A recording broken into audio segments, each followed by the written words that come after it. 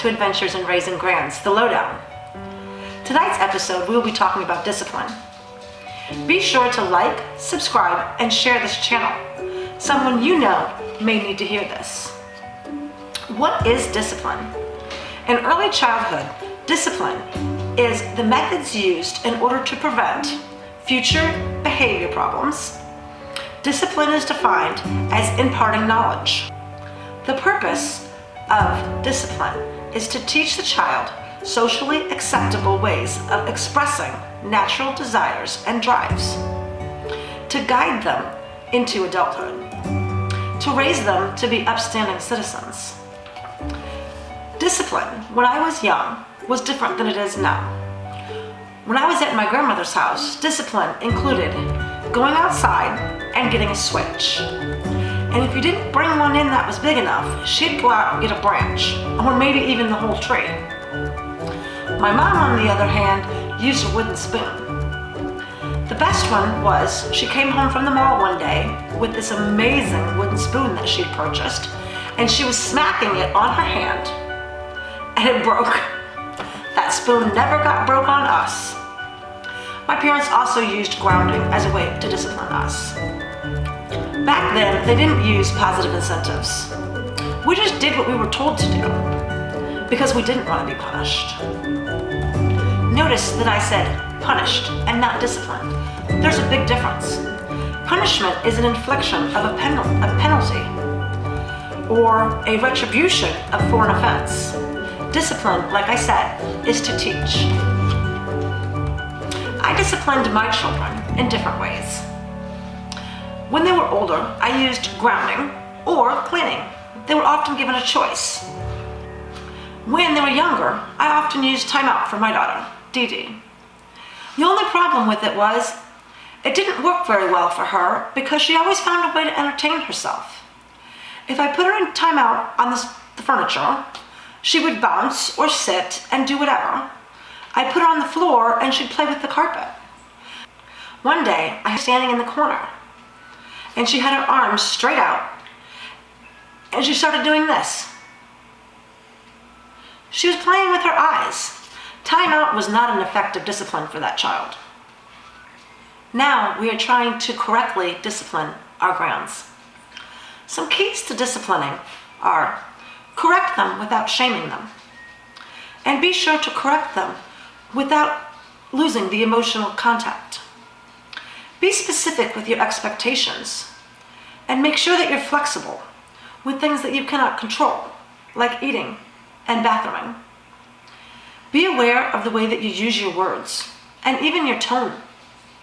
And also make sure that you're making eye contact with them as they are making eye contact with you. Be sure to praise a child as much as possible. When a child has done something wrong, make sure that you explain to them why it was wrong. And don't overparent. Choose your battles wisely. Schedule pit stops, like when you're out for the day. Make sure you give them some downtime. Sometimes these children find it difficult to behave for long periods of time. Give them a chance to do what we do, so that the child can find out how to do it correctly. Don't wait for the punishment. Make sure that you give them the consequences right away. This helps them to understand why they're receiving the consequences. Give them jobs. Don't just say behave. Let them know how to behave. Like if you're going to the grocery store, tell them to keep their hand on the cart or offer the merchandise. Make sure that you tell them how close you want them to stay to you. They need to know how to behave. And if we don't teach them, they will not know. Make sure that you're not threatening them to do things. Give them a choice, such as put on your shoes or else. Or give them the choice of put on these shoes or those shoes. And you will see them with the power that they have. They will be able to do those things without feeling like a power struggle because they think they have the power when given that choice. Make sure that you're telling them as well. Don't ask them to do something. If you say, will you please pick up your shoes? And they say no, then what are you going to do? You can't punish them because you didn't tell them to pick up their shoes, you asked them. And they said no. So be sure that you're using "please pick up your shoes," and use words like "you need to pick up your shoes" or "pick up your shoes now." That gives them the idea that this needs to be done instantly, not in 20 minutes or in an hour and a half. Like I said, make sure that you're very clear with your directions to the children. Make your rules so that you can enforce them. Don't say things that you're not willing to do. This reminds me of a story that Ed told me about him growing up. His mom had said, "If these dishes aren't done when I get home, I'm going to throw them out the window." Well, they didn't do the dishes because they didn't think that their mom would really throw the dishes out the window. But because she said she'd do it, she did it. She came home, the dishes were in the sink, and she chucked them all right out the window. So if you're not willing to follow through, make sure that you're not saying it. Because these children need to believe what you say, and if you say things and you don't follow through, then they don't ever know when to believe you or when you're telling the truth. Be sure to stay in the present. Don't bring up their past transgressions. Stay in the now. And be sure to start early with your discipline. The younger the child, the easier it is to teach them right from wrong. There are different types of discipline. One of the types of discipline that I looked up is positive discipline. This is with lots of praise and encouragement and teaches the children problem solving. Another type of discipline is called gentle discipline. In gentle discipline, you're preventing problems. You're redirecting with consequences. And you're using humor and distractions. There's no shaming, and you're managing their emotions while addressing their misbehaviors. Another type of discipline is called boundary-based discipline. In this type of discipline, you set limits, and you make rules that are clear and predictive. You give them choices with clear consequences. Everything is very logical, and everything comes with natural consequences as well, or as I like to call, natural karma. Another type of discipline is called behavior modification, which is what we use here in our home. Using behavior modification means that you focus on the positive, even though you have negative consequences for different things. We have reinforcements for good behavior. We use praise and rewards. Misbehaviors are discouraged, but we often ignore them. They give loss of privileges, such as tablet time and or outside time. We use a treasure box for good behavior. Our treasure box, we have different things inside of it that we've picked up at like the dollar store, not very expensive items, just small stickers, sometimes bigger things, but mostly just things from the dollar store. Another type of discipline is called emotional coaching.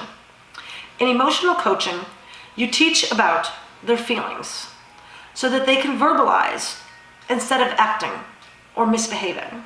They're taught their feelings are okay, and they teach appropriate ways to deal with those feelings. Successful discipline is geared to a child's development age, not their biological age, their developmental age. This is very important because some children are not developing at the same age that they are. Discipline is best taught by example. Children will copy you.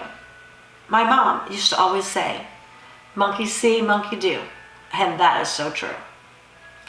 It doesn't work to say things like, "Do as I say, not as I do," because children don't understand that. They copy what you do. So be sure that you're putting on something positive for the children to copy. And this is good for any age, especially the younger ones.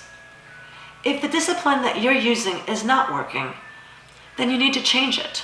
Find something that is effective, even if it worked in the past and it doesn't work anymore.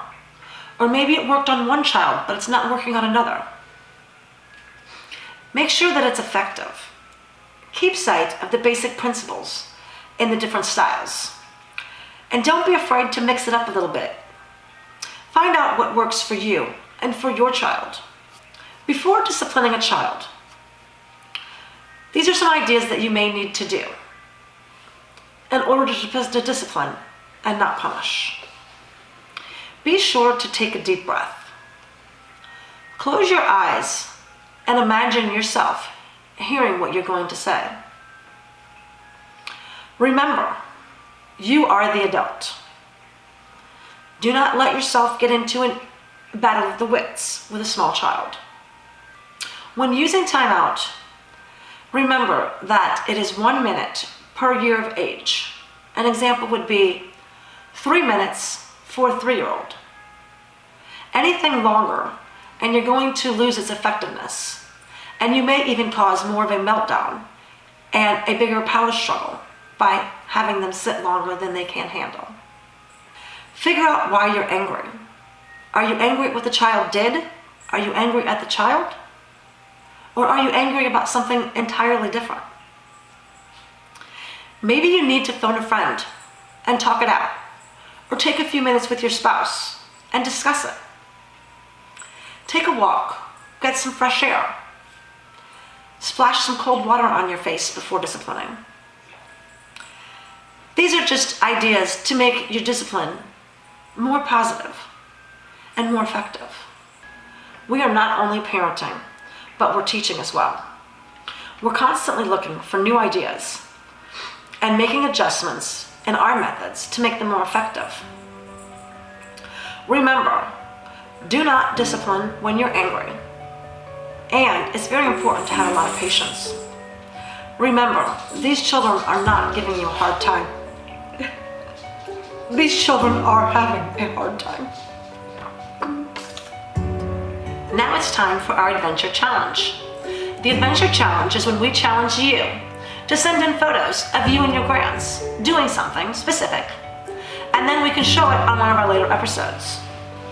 This week's adventure challenge is to send in a photo of something that your grands are doing that makes you laugh. Here are some photos of our grands making us laugh.